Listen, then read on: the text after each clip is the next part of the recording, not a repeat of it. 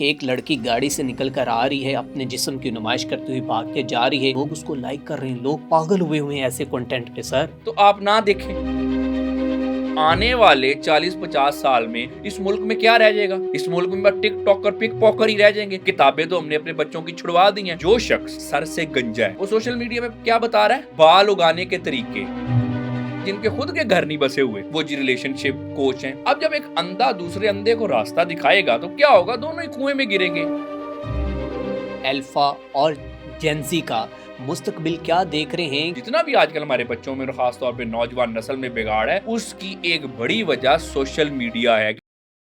Doctor साहब, हमारी society के अंदर एक तो सर्कमस्टांसेस बड़े अजीबोगरीब चल रही हैं और फिर उसके बाद कंटेंट भी इस तरह का आ रहा है, फिर वीडियोस भी कुछ इस तरह की आ रही हैं।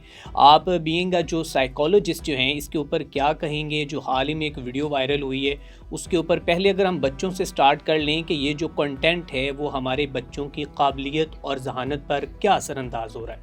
जो भी आजकल सोशल मीडिया पे कंटेंट है वो हमारे बच्चों के लिए कुछ अच्छा कंटेंट नहीं है। उससे नौजवान नस्ल की कोई भी जो है वो किरदार में कोई अच्छा इजाफा नहीं हो रहा, कोई उनकी जो है वो सलाहियतें उजागर नहीं हो रही, बल्कि ये जो कंटेंट है ये मैं समझता हूँ कि हमारी नौजवान नस्ल और ख़ास तौर पे बच्चों को बिगाड़ ज़रूर रहा है। देखिए, आज जो हमारे माशरे की वैल्यूज़ थी, जो बड़े सिखाते थे हमें, हमने भी सीखी, एक सदियों पुरानी विजडम जो है वो हमारे अंदर आई, वो माशरती थी, मजहबी, इस तरह के मामला जो हमने सीखे। आजकल क्या हो रहा है? आजकल बच्चा सोशल मीडिया से बहुत सारी चीज़ें सीख रहा है और सोशल मीडिया की पहली बात तो ये है कि लाइफ जो है वो कोई हकीकी ज़िंदगी नहीं है। और उसके बाद फिर हमें ये नहीं पता कि जो सोशल मीडिया पे जो कंटेंट क्रिएटर है वो खुद क्या है।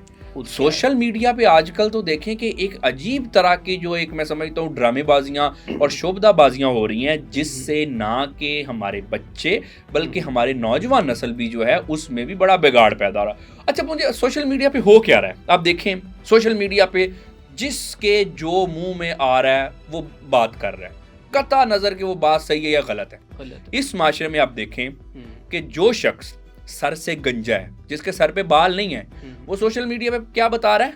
बाल उगाने के तरीके और गिरते बालों को रोकने के तरीके। ऐसे लोग जो रंग के काले हैं वो सोशल मीडिया पे आके टिप्स बता रहे होते हैं रंग गोरा करने के तरीके। वो लोग जिन्होंने जिंदगी में कभी कोई काम नहीं किया, कभी कोई कामयाब नहीं हुए, वो लोगों को आगे भाषण दे रहे हैं सोशल मीडिया पे पैसे कमाने के तरीके। उसके अलावा आप देखें कि जिनके खुद के घर नहीं बसे हुए, 1 2 3 4 दफा उनके घर टूटे हुए हैं, वो क्या है जी? वो जी रिलेशनशिप कोच हैं, रिलेशनशिप गुरु हैं। अब देखिए, सोशल मीडिया की तो ये हकीकत है। अब जब एक अंधा दूसरे अंधे को रास्ता दिखाएगा तो क्या होगा? दोनों ही कुएं में गिरेंगे।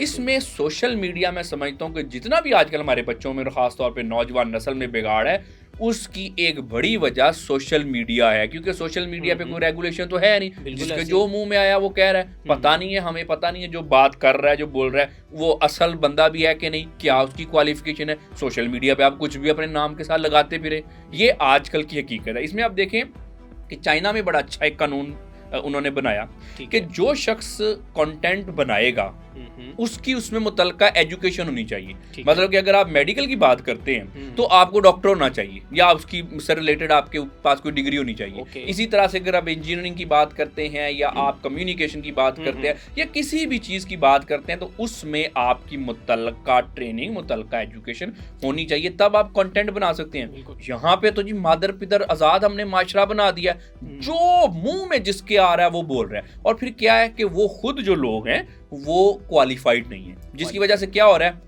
लोग जो हैं आमतौर पे, बच्चे को तो नहीं पता, खासतौर में नौजवान को तो नहीं पता कि ये जो बोल रहा है ये सही बोल रहा है कि गलत बोल रहा है। वो तो जी बस उसने सुना था। नौजवान या बच्चे ये तो कच्ची उम्र के लोग होते हैं, ये उसी कंटेंट को कंज्यूम करते हैं, जिसकी वजह से हमारे माशरे में बिगाड़ पैदा हो रहा है। देखिए ना, बगैर वजह के टोटके टिप्स, ऐसे कर लो, वैसे कर लो, ये कर लो, वो कर लो, जिसका कोई सर मुंह पैर ही नहीं होता।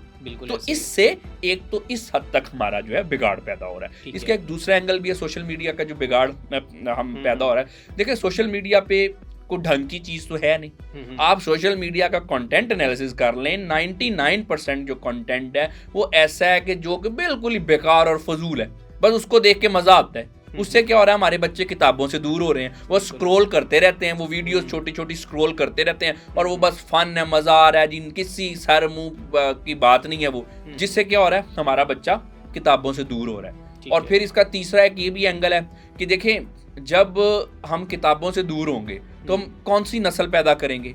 आने वाले 40-50 साल में इस मुल्क में क्या रह जाएगा? इस मुल्क में बस टिकटॉकर पिक पॉकर ही रह जाएंगे। किताबें तो हमने अपने बच्चों की छुड़वा दी हैं। और इसका एक ये एंगल ये है कि ये जो नुमाइश हो रही है सोशल मीडिया पे, ये जो आके बगैर वजह की ड्रामेबाजियां करते हैं, देखो सोशल मीडिया से मैंने इतना कमा लिया, मैंने ये कर लिया, वो कर लिया। अब एक नौजवान बच्चा जो है वो कहता है जी मैं क्यों किताबें पढूं, मुझे क्या ज़रूरत है डॉक्टर बनने की, मुझे क्या ज़रूरत है एंकर बनने की, इंजीनियर बनने की, या कोई और कोई ढंग का काम करने की, मुझे क्या ज़रूरत है?